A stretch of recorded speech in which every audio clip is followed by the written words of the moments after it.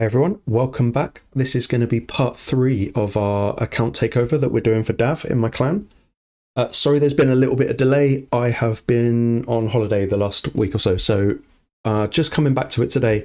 I thought the next big step that I want to do in terms of just clearing this account out is organizing a nice, easy, one key, all affinity clan boss. Now, even to this day, with all of the new good stuff that's come in the game, Cursed City, Chimera, Hydra, all of it, Demon Lord is probably still the best place that you can get shards that you can pull for new champs. So I have gone with a very typical, let's load it up here. It's a typical Myth-Heir team. Now, loads of people use this, and if you want a real in-depth explanation of what this team is doing, there are tons of videos on YouTube already of people explaining it way better than I can. But I've gone for this team, and I've kind of broken it down into 4 reasons. So the main reason is the fact that it can do one key, all affinities. Now, what we can see here is obviously having to waste a key just to get this done is a bit of a shame when you could have used that key on Nightmare or on Brutal, because you're just constantly upping your chances of getting more shards. It needs to be at this sort of low level content. I would say the more efficient you can be around it, the better. So that kind of leads into reasons 2 and 3. Now, reason 2 is I have intentionally used kind of not bad, but very mediocre champions. These, on Dav's account, we've got legendaries and mythicals. And aside from Cursed City and maybe Faction Wars, there's not really much of a reason that he's going to want to use any of these 5 champs, perhaps with the exception of Geomancer, but we will come on to that in another video. And just like we haven't used great champions, I haven't built any of these guys in particularly good gear. There's no savage sets, there's no lethal, there's no variable sets. Nothing that you're going to want to save for your real headline kind of arena style champions. And then finally, it's a little reason to put this together, but occasionally in your daily quests, in the advanced quests, you will get a mission to do. I think it says, defeat the clan boss with 1 rare on your team. So kind of going back to reason 1 and this being as efficient as possible, this just means that he won't have to switch his teams out. So this is this team is built, basically stick it in the vault and forget about it. It will work all day, every day on all affinities. And that's just kind of how it's going to go. Now, in the briefest explanation of what this team does, just before the clan boss is about to take a turn, Demitha puts up her block damage, so nobody gets hurt. And then as soon as he has taken his turn, if he's left any debuffs, then Eris will cleanse them off the team. So your team kind of stays just healthy and free from anything that would interfere with the speed tune. So what I'm going to do is I am going to run this on auto. I'm not going to quick battle it.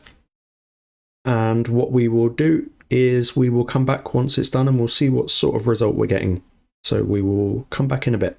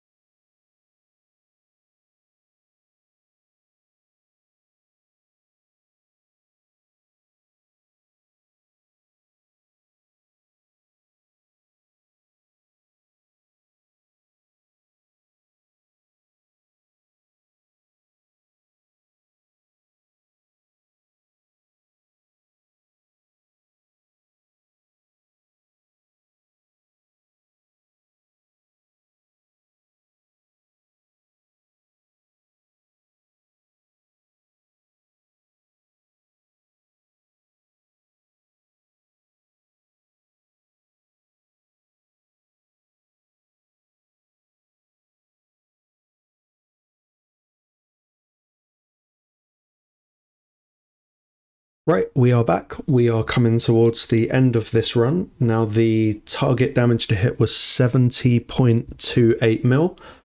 So we've gone nice over that. That should allow for any RNG kind of tolerances moving forward. So yeah, as you'll see with this team, it's pretty simple. It's very repetitive. Luckily, you won't ever have to watch it because obviously we now have quick battle. But as you'll see, just before the clan boss takes a turn here, the Myth-Heir's going to pop up block damage, and we take no damage from the hit. And then Heiress goes and cleanses. So it just repeats throughout the 50 turns. It falls into sync, I think, around about turn 3 or 4. So this is going to be a very easy, safe one key.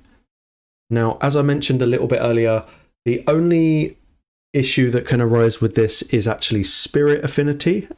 And if I take this off auto for a sec, no, it might happen on turn 49. On spirit affinity, the boss does hit everyone with a decreased speed, and that can just completely throw the speed tune out. So Heiress is tuned very specifically for this team just so that she never actually takes a tick of that decreased speed, because again, like everything, it would just throw it out. The stun hits, Heiress cleanses. Another thing just to note, it's not spirit affinity today, so I can't show you, but this team could in theory fall apart on spirit affinity, because the last person you ever want to get targeted by the Demon Lord when it is spirit affinity is going to be Heiress herself, because if she's stunned, she can't cleanse, everyone takes the tick of the decreased speed, the tune falls apart. So when we move into the gearing, you'll see that Geomancer is geared in such a way that the clan boss is always going to want to target him. He's hardly got any gear on. I mean, his speeds are so low, he doesn't need much gear. He just needs a bit of accuracy to land that burn, which we have way over exceeded anyway. So, yep, here we go. Final turn. Everyone dead. 81 mil. So, 11 mil over the required threshold. So that is good. What we are going to do is just jump very quickly into the builds. Like I said before, none of these champs are using any good gear. I mean, the best gear probably you could say maybe is on Myth-Heir, because I've used a pair of supersonic boots just to get her up to speed. But, they could be changed for any 6-star boot with 45 speed on them. So just a quick run through. We got Deacon here, perception and accuracy. He's way over capped for this. He probably only needs about 230, 240 accuracy, but it just is the way this build came out. It doesn't use any valuable gear. Like, he could use all this gear elsewhere on his account. Same with Seeker. He's in a couple of bits of Cruel. Nothing special, because as you've seen, the requirements aren't particularly high. They're just crit capped. Myth-Heir, she's just going quite fast. Geomancer, here you go with the gear. He's hardly got anything on, because what I need is Geomancer's overall health at 37k to be lower than Heiress's. Otherwise, the clan boss might want to target Heiress. So she's got better defensive stats than him, so the clan boss should always want to fight him first. So that kind of is the team.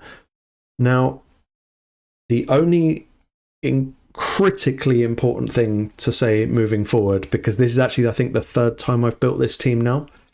When it comes to area bonuses, just forget about speed. If you put even one more point into this, the team is going to need complete rebuilding again, and this will just happen every time you upgrade speed.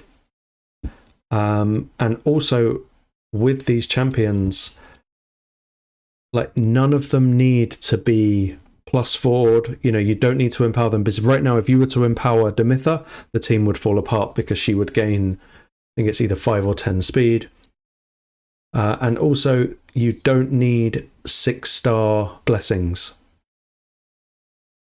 Like, the team is easily getting over the line as it is. If it were me, I would shelf all 5 of these champions and forget about them, never touch their gear. This team works, it will stay working. You just got to watch out for that speed tune. So, just as a general bit of advice moving forward, with the exception of Hydra and Cursed City, I would put no more points anywhere into speed. Because on the off chance that you put together a team that requires it to work in a certain way, putting points here is just going to ruin it and probably mean that you're going to have to spend loads of resources re-gearing it to make it work. It's all just time that you can just save. And just as a last final tip, while I'm on this area bonus screen, don't do attack. Like, there are so many more valuable ways of spending your resources than going into attack. I would say 90% of teams that you put together, only one person in that team is going to benefit from attack, whereas every single champion is going to benefit from all of the other stats. So I would kind of leave attack until last. Resistance in something like Hydra is going to be way more beneficial. Accuracy in, Sand Devil and Phantom that have got crazy high accuracy requirements. I just wouldn't worry about attack. Do it last, because your account will benefit way more from ignore defense than it will from attack. And, even crit damage would be a lot better than funneling into attack. So just to keep this team working and to make sure that you don't have to build it again, just ignore speed pretty much across the board, except for Hydra and Cursed City. And, save your, what are they actually called? Crests. Save your live arena crests for just more beneficial things. So that is kind of the video for today. Sorry I couldn't show it on Spirit Affinity. Maybe tomorrow when it changes over, hopefully we'll get Spirit and I can just double check it. But that is all for today's video. Like always, if you've liked it, please subscribe. Dav, if you've got any questions, hit me up in game, and anyone else, if you've got any questions, please feel free to leave a comment. So until next time, thank you for watching.